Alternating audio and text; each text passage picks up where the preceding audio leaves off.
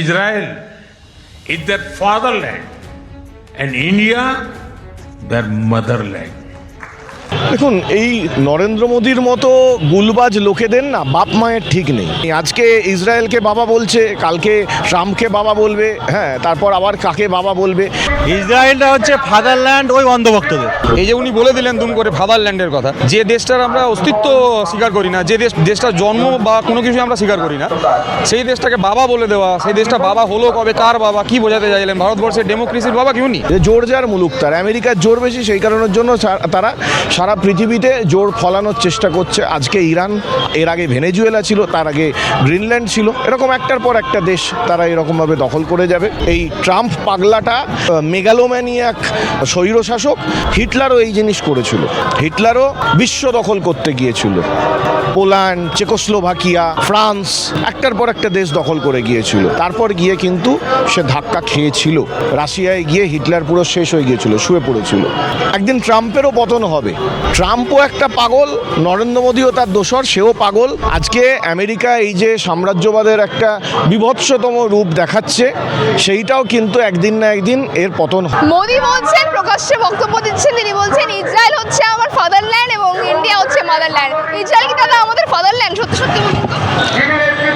ইসরায়েলটা হচ্ছে ফাদারল্যান্ড ওই অন্ধভক্তদের। আমি বলবো অন্ধভক্তদের। কেন? আমরা ভারতকে মা বলি, মা বলে সম্মান করি। এখন ইসরায়েলকে ফাদারল্যান্ড বলার পিছনে অনেকগুলো কারণ আপনারা দেখবেন। প্রথম কারণটা আমি মনে করি ওই এফসন ফাইল, যেটাতে মোদিজির নাম জড়িয়েছে। এই মোদিজির নাম জড়াতে ও যেন তেন প্রকারে এখন আমেরিকার কাছে নিজেকে কাঠপুতুলে পরিণত করেছে। পরের পর একের পর এক জিনিস দেখতে পাচ্ছ। কিছুদিন আগে দেখতে পেলে আমেরিকার যে সমস্ত সামগ্রী ভারতবর্ষে কিন্তু বিক্রি করার জন্য মোদি পারমিশন অলরেডি দিয়ে ফেলেছে।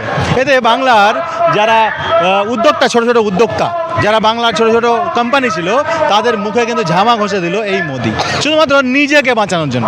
আরও তো বড় বড় নেতা আছে, এফসন ফাইলের নাম আছে, ওই মোদিজির আছে, আমাদের বিশ্বগুরু। এবার বিশ্বগুরু যখন বলেছে ভারতবর্ষ আমাদের মাদারল্যান্ড, তখন ইসরায়েল ফাদারল্যান্ড। তো ওই ইসরায়েলটা ফাদারল্যান্ড কাদের? যারা অন্ধভক্ত আছে আর ওই বিশ্বগুরু আছে তাদের, আমাদের নয় কিন্তু, এটাই স্পষ্ট। শুধুমাত্র মোদির কাছে বলছেন ফাদারল্যান্ডটা, শুধুমাত্র মোদির কাছে আর অন্ধভক্তদের কাছে? হ্যাঁ, শুধু মোদির কাছে এবং অন্ধভক্তদের কাছে, আর কারো কাছে নয়। কেন? ভারতকে যারা সম্মান করে, যারা দেশের জন্য জান দিতে পারে, যারা দেশের জন্য সব কিছু করতে পারে, আর ওই মোদিজি দেশের জন্য কিছু করা তো দূরের কথা, কংগ্রেস যা এতদিন ধরে করে রেখেছিল, সবকে বেসরকারিকরণ থেকে শুরু করে দেশের মানুষকে জ্বালা যন্ত্রণা মারা, বিভিন্ন রকমভাবে মানুষকে হয়রানির শিকার করছে। আজকে দিনের পর দিন প্রতিটি জিনিসের দাম বাড়িয়ে চলেছে, শুধুমাত্র এই একটা অপদার্থ মুখ্য প্রধানমন্ত্রীর জন্য। ও চাইলে অনেক কিছু করতে পারতো, কি দরকার ছিল? ও তো একটা কথা বারবার বলে, হাম তো ফাকির আদমি হ্যাঁ, ঝোলা লেকে নিকাল পড়েঙ্গে। লেকিন ওই ফকির আদমিটা কাদের জন্য? শুধুমাত্র ওই কোটিপতি পুঁজিপতি বন্ধুদের জন্য বিজেপি? সাধারণ মানুষের জন্য নয়। আজকে সাধারণ মানুষ গরিব থেকে গরিব হয়ে যাচ্ছে। আজকে ওষুধের দাম আকাশ ছুঁয়েছে। আজকে প্রতিদিন নিত্য প্রয়োজনীয় জিনিসের দাম আকাশ ছুঁয়েছে। পেট্রোল ডিজেলের দাম আকাশ ছোঁয়া, গ্যাসের দাম আকাশ ছোঁয়া। মানুষ দুবেলা ঠিকমতো খেতে পাচ্ছে না। যারা গরিব মানুষ দিন দিন গরিব হয়ে যাচ্ছে।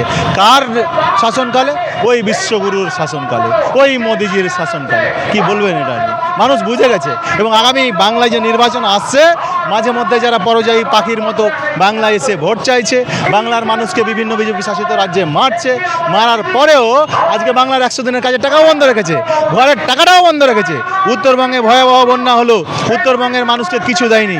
মালদা মুর্শিদাবাদ গঙ্গা ভাঙন কবলিত এলাকা, অথচ গঙ্গা কেন্দ্র সরকারের আওতায় থাকে। ড্রেজিংয়ের ব্যবস্থা করেনি কেন্দ্র সরকার এখন পর্যন্ত গঙ্গায়।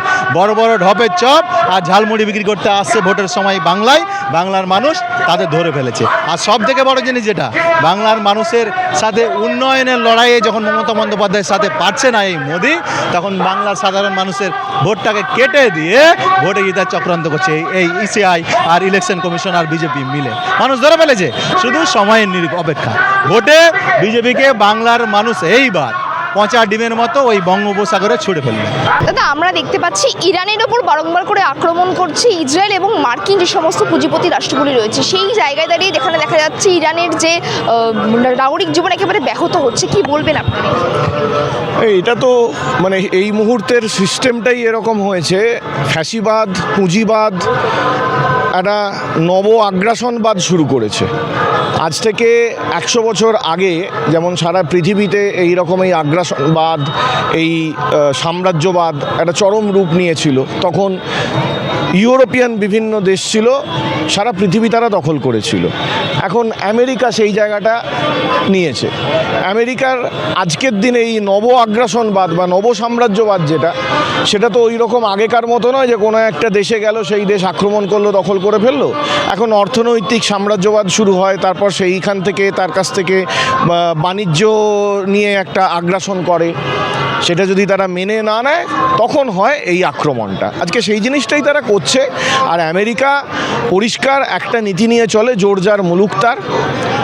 ইন্টারন্যাশনাল রিলেশন এই মুহূর্তে পুরো ওই নীতির ওপরেই দাঁড়িয়ে রয়েছে যে জোর যার মুলুক তার। আমেরিকার জোর বেশি, সেই কারণের জন্য তারা সারা পৃথিবীতে জোর ফলানোর চেষ্টা করছে। আজকে ইরান, এর আগে ভেনেজুয়েলা ছিল, তার আগে গ্রিনল্যান্ড ছিল। এরকম একটার পর একটা দেশ তারা এরকমভাবে দখল করে যাবে। এখন একটা না একটা সময় আসবে। হিটলারও এই জিনিস করেছিল। হিটলারও বিশ্ব দখল করতে গিয়েছিল। পোল্যান্ড, চেকোস্লোভাকিয়া, ফ্রান্স, একটার পর একটা দেশ দখল করে গিয়েছিল। তারপর গিয়ে কিন্তু সে ধাক্কা খেয়েছিল। রাশিয়ায় গিয়ে হিটলার পুরো শেষ হয়ে গিয়েছিল, শুয়ে পড়েছিল। একদিন ট্রাম্পেরও পতন হবে। আজকে আমেরিকা এই যে সাম্রাজ্যবাদের একটা বীভৎসতম রূপ দেখাচ্ছে, সেইটাও কিন্তু একদিন না একদিন এর পতন হবে। আজকে কি করতে চাইছে যে তারা আমেরিকা নিজের দেশের কোনো মিনারেলস তারা তুলছে না, সেটা ভবিষ্যতের জন্য স্টক রাখছে। পৃথিবীর অন্যান্য দেশ থেকে তারা সমস্ত মিনারেলগুলো একরকম জোর করে ডাকাতি করে নিচ্ছে। সেইটা যারা ওদের শর্তেও মেনে নিচ্ছে তাদের সঙ্গে ওদের খুব ভালো বন্ধুত্ব, এই নরেন্দ্র মোদীর সঙ্গে তাদের খুব ভালো বন্ধুত্ব। আর যারা মেনে নিচ্ছে না তারাই এই ইরান হয়ে যাচ্ছে। নরেন্দ্র মোদীর কথা একটা প্রশ্ন এলো, তো নরেন্দ্র মোদী বলছেন যে ইসরায়েল হচ্ছে ফাদারল্যান্ড আর ইন্ডিয়া মাদারল্যান্ড। ইসরায়েল কি সত্যি সত্যি তাদের ফাদারল্যান্ড এখন? দেখুন, এই নরেন্দ্র মোদীর মতো গুলবাজ লোকেদের না বাপ মায়ের ঠিক নেই। কদিন আগে তো এই নিজেই তো বলেছিল যে ও নাকি কি নন বায়োলজিক্যাল ফিগার। তো নন বায়োলজিক্যাল যে সে কাকে বাপ বলবে, কাকে মা বলবে, এর কোনো ঠিক নেই। আজকে ইসরায়েলকে বাবা বলছে, কালকে ট্রাম্পকে বাবা বলবে, হ্যাঁ, তারপর আবার কাকে বাবা বলবে। এদের আসলে কটা বাবা, এইটা নিয়ে একটা বড় প্রশ্ন দেখা দিচ্ছে। আর আমরা এতদিন পর্যন্ত এই মনুবাদী যে সংস্কৃতি রয়েছে, সেই মনুবাদী সংস্কৃতিতে দেখেছিলাম কি যে শূদ্র, তার উপর বৈশ্য, তার উপর ক্ষত্রিয়, তার উপর ব্রাহ্মণ। এখন দেখা যাচ্ছে তারও ওপর হচ্ছে ইসরায়েল, ইহুদিরা। হ্যাঁ, তার ওপর হয়তো মানে ভগবানের পর্যায়ে হয়তো ট্রাম্প বা এরকম কাউকে দেখে নিচ্ছে। আসল ব্যাপারটা হচ্ছে গিয়ে নরেন্দ্র মোদীর একটা স্বভাব, তিনি শক্তের ভক্ত, নরমের জন।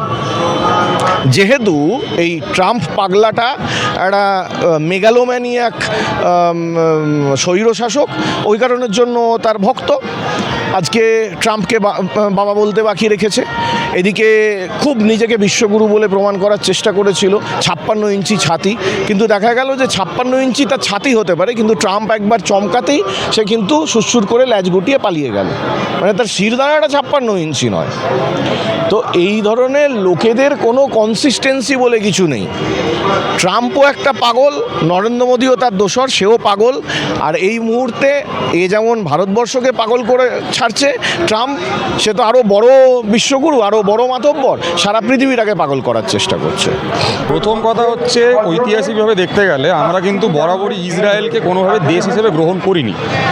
আমরা যখনই কোনো ইন্টারন্যাশনাল প্ল্যাটফর্মে যাই, আমরা কিন্তু ইসরায়েলকে দেখি না, বা ইসরায়েলকে আমরা কিন্তু রিপ্রেজেন্ট করি না, বা কোনোভাবে ভারতবর্ষ কোনোদিন ইসরায়েলকে রিপ্রেজেন্ট করেন, তার পাশে থাকেন। হ্যাঁ, এবার এটা নতুন ভারত। নতুন ভারতে হচ্ছে প্রধানমন্ত্রী ফটোজীবী প্রধানমন্ত্রী। ফটো ছাড়া কিছু বোঝে না ওনার। একটা ইন্টারন্যাশনাল পলিটিক্স, সেটা হচ্ছে ফটো, এছাড়া আর কিচ্ছু নেই। এবং এই ফটো তুলতে গিয়ে বা ফটোতে থাকতে গিয়ে, প্রচারে থাকতে গিয়ে তিনি ভারতবর্ষের নাম বদনাম করছেন। শুধু ভারতবর্ষের নাম নয়, উনি যে রাজনৈতিক দলটার সাথে যুক্ত বিজেপি, সেই বিজেপিকে উনি বদনাম করছেন। এই যে উনি বলে দিলেন দুম করে ফাদারল্যান্ডের কথা, যে দেশটার আমরা অস্তিত্ব স্বীকার করি না, যে দেশটার জন্ম বা কোনো কিছু আমরা স্বীকার করি না, সেই দেশটাকে বাবা বলে দেওয়া। সেই দেশটা বাবা হলো কবে, কার বাবা, কি বোঝাতে চাইলেন? ভারতবর্ষের ডেমোক্রেসির বাবা কি উনি? পেগাসাস উনি কিনেছিলেন বলে তার মনে হচ্ছে তার বাবা হতে পারে, কিন্তু আমাদের দেশের, আমাদের যারা ভারতবর্ষের সাধারণ মানুষ যারা, তাদের বাবা কোনোভাবেই ইসরায়েল নয়।